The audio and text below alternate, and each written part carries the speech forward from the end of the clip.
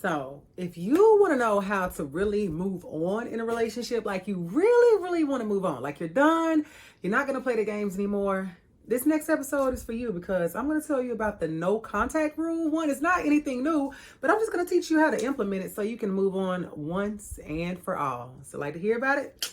Here we go.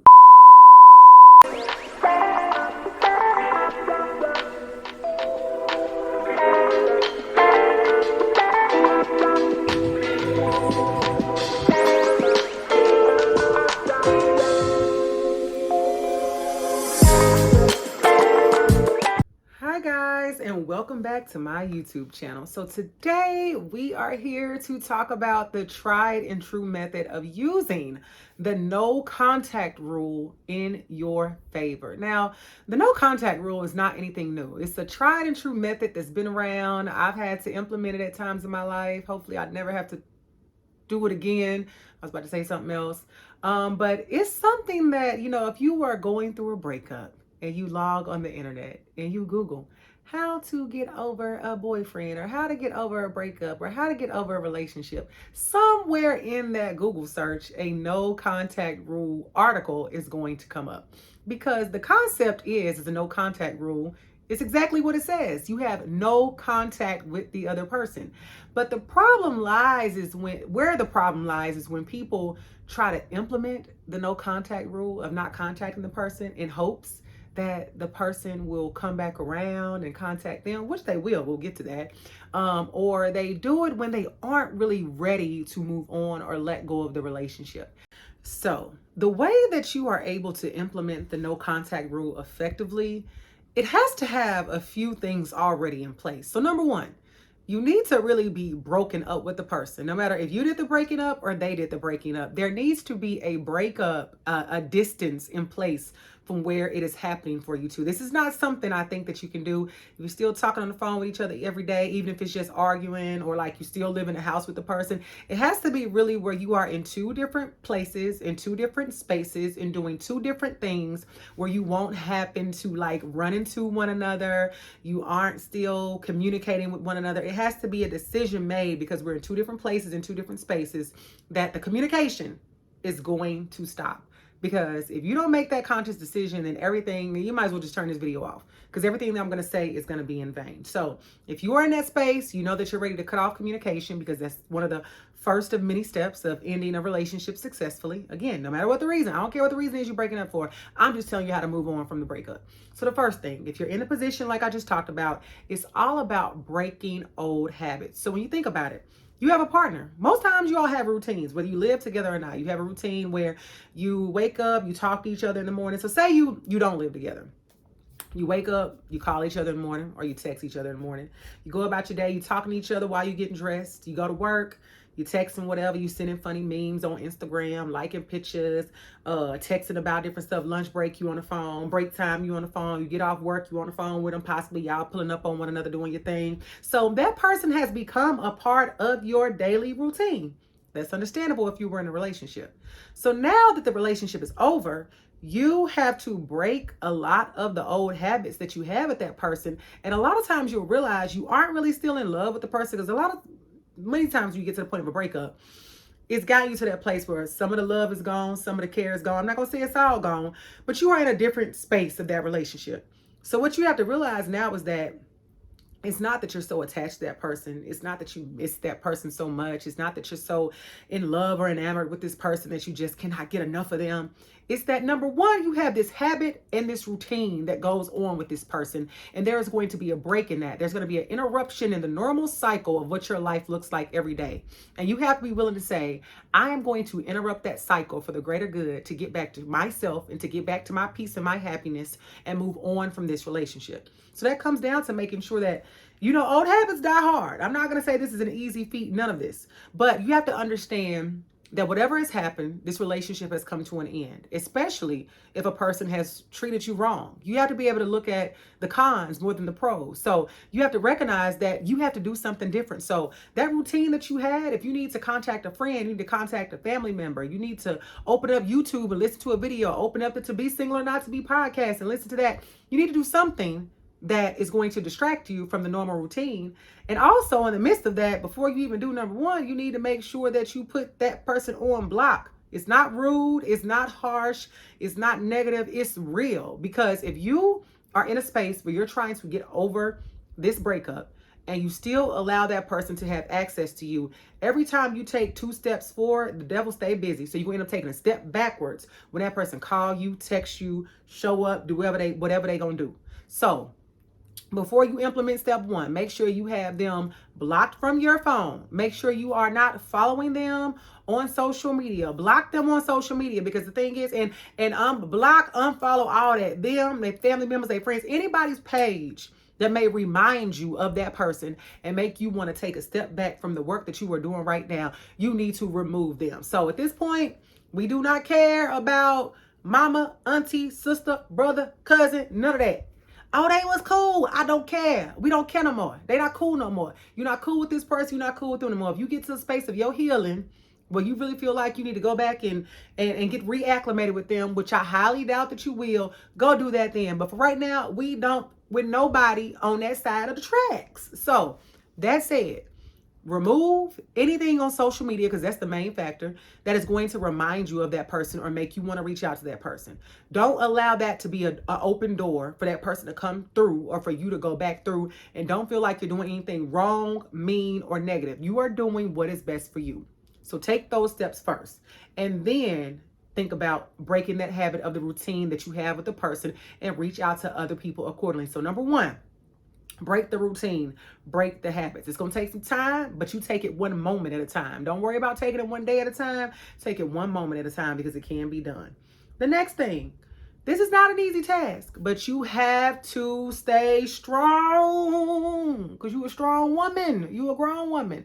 You got to stay strong. So what you have to do, are you a grown man? You're a strong man. You got to stay strong.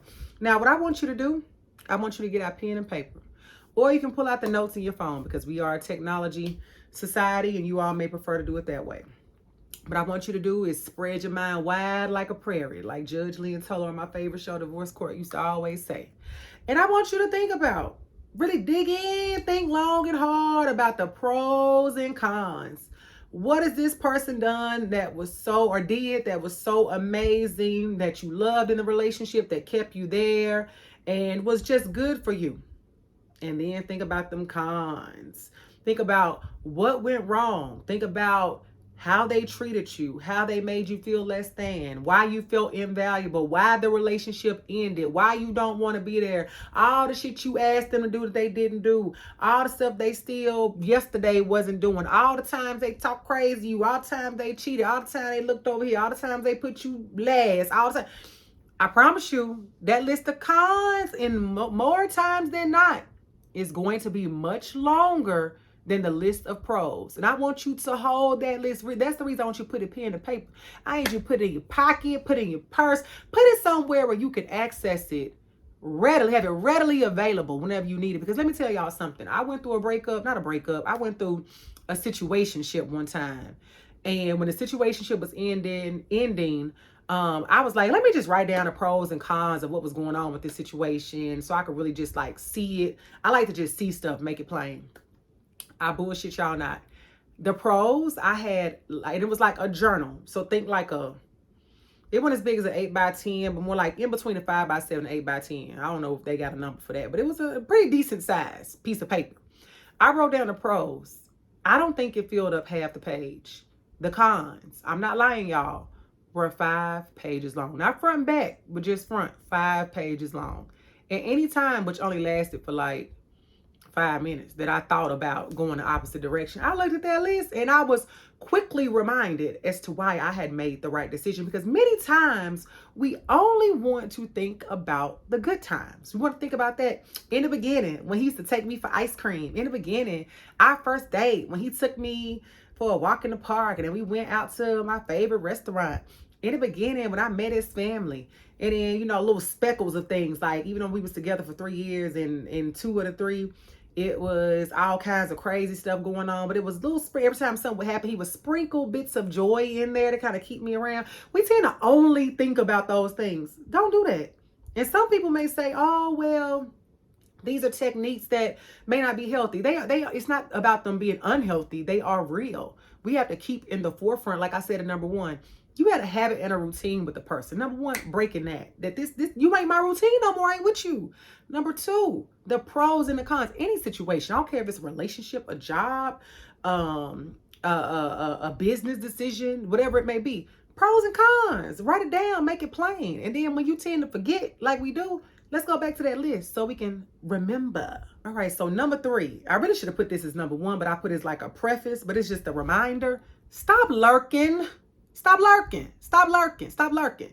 Get off that fake page that you made. Get off your friend's Instagram. Get out your cousin Facebook. Log off. Stop lurking. Stop worrying about what they are doing. Please do not drive past this person's house, because something my brother, he ain't taught me a lot, but one thing he taught me growing up in high school, he said, never go looking for what you want to find. Let me let that sink in. Never go looking for what you want to find. If you drive past a person's house, you're expecting for somebody to be over there or to see something. If you are lurking on their page or their stories, you're looking to see what they're doing. Are they out? Are they with another girl, with another guy? Are they kicking it? Are they having fun without me? And that's going to only make me mad because he ain't never had fun when he was with me. So now he out with this bitch. He got me. You know, it activates you. So now you mad. Now you want to text.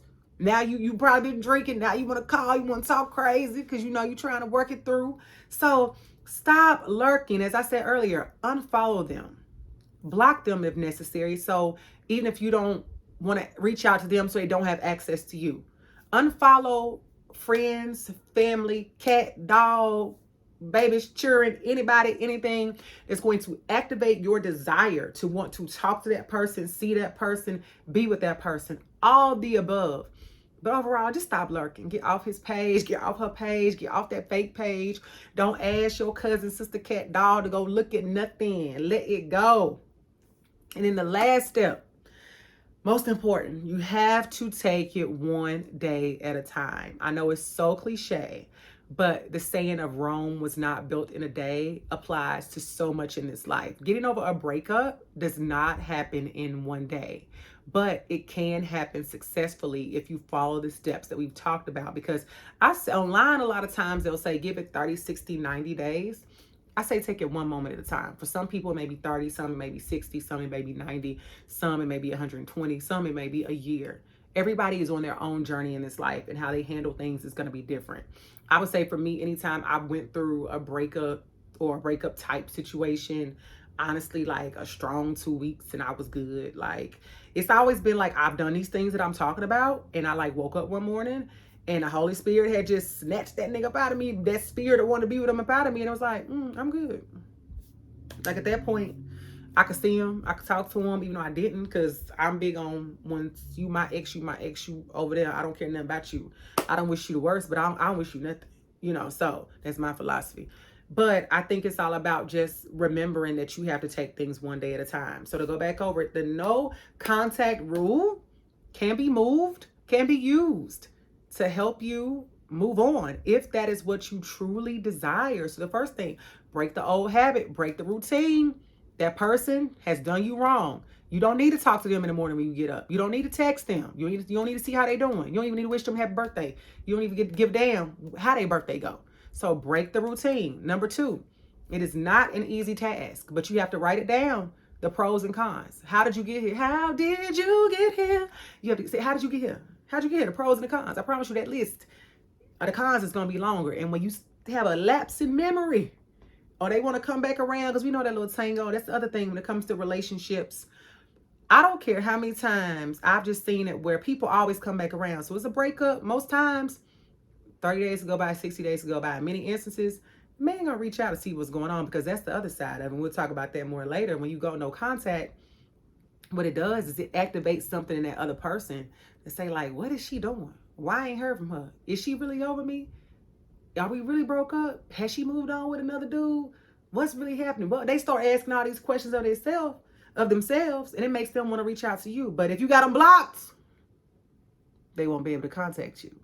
So again, no easy task, but write down those pros and cons so you can remember when he reach back out, because he gonna reach out. I promise you, he gonna reach out. You'll be prepared to keep moving. Number three, stop lurking. Stop lurking. Unfollow them, block them, unfollow, unblock everybody. Don't be out here saying like, me and his mama was cool, girl. His mama, that is his mama's son. She worried about him, not you. She team him. Let it go. And lastly, take it one day at a time, one moment at a time. There's no certain time that is on that's on these things as far as how fast you have to move on. So don't feel that way. Don't feel like you got to move on in a certain amount of time. But I do want you to take it one day at a time. I do want you to stay strong. And I want you to remember that your person is out there, but you won't ever get to your person if you stay stuck on this person that's actually not your person. And at some point, you might have thought that this person was your person, but if you've gotten to this point, in most instances, they say when things go away, they'll come back if they're meant to be. That's very true. But in this instance, you're in the midst of a breakup. You're going through a really hard time. You want to be able to move on from this. And I want you to be able to move on from this to find the person that is meant for you. So in order to do those things, you can't stay connected to that old thing. You can't want that old thing back if you really want that new thing. So put these steps in place, work hard to move on, implement that no contact, and I promise you will win in the end. Thank you guys for listening. Signing off, yours truly, Shanna Montana.